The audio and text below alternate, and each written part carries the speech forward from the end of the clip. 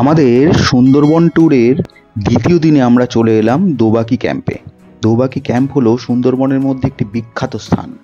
এখানে একটি canopy walk আছে, যেটি কিনা নিচে জঙ্গল আর উপরে ফ্লাইওভার। আপনারা উপর থেকে নিচে সমস্ত বন্যপ্রাণী দেখতে পাবেন।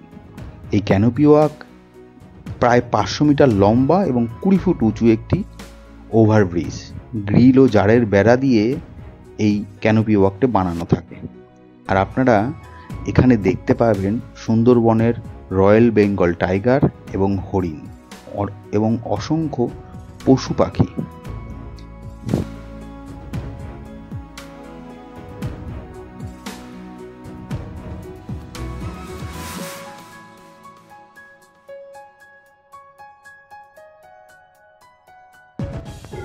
ক্যানোপি ওয়াক দিয়ে কিছুটা হাঁটলেই ডান দিকে আপনারা দেখতে পাবেন একটি watch tower.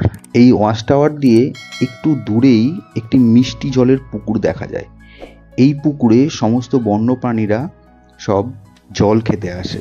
Sundarban tiger reserve ফরেস্টের মধ্যে দোবাকি একটি গুরুত্বপূর্ণ জায়গা।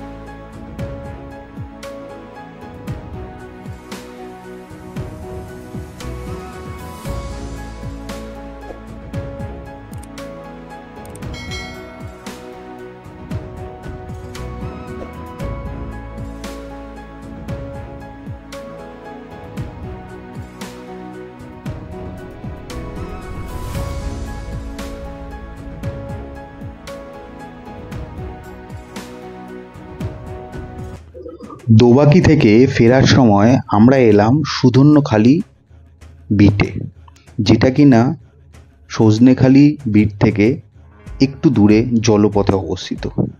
এই সুধন্যখালিতে আপনারা একটি ওয়াচ টাওয়ার পাবেন। এই ওয়াচ টাওয়ারের উপরে উঠলে বিভিন্ন রকম পশু পাখি দেখতে পাবেন। আর প্রতিটা ক্যাম্পের ঠিক সামনেই বনবিবির এরকম মন্দির আছে।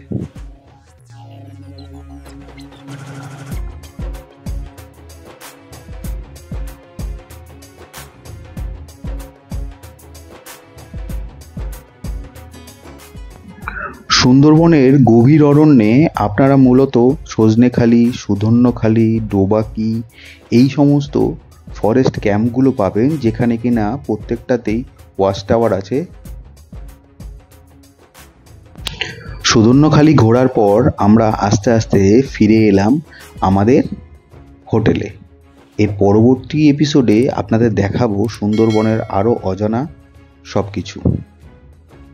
সুন্দরবন নিয়ে আরও অজানা তথ্য চাইলে আপনারা চ্যানেলটিকে ফলো আর সাবস্ক্রাইব করে দিন।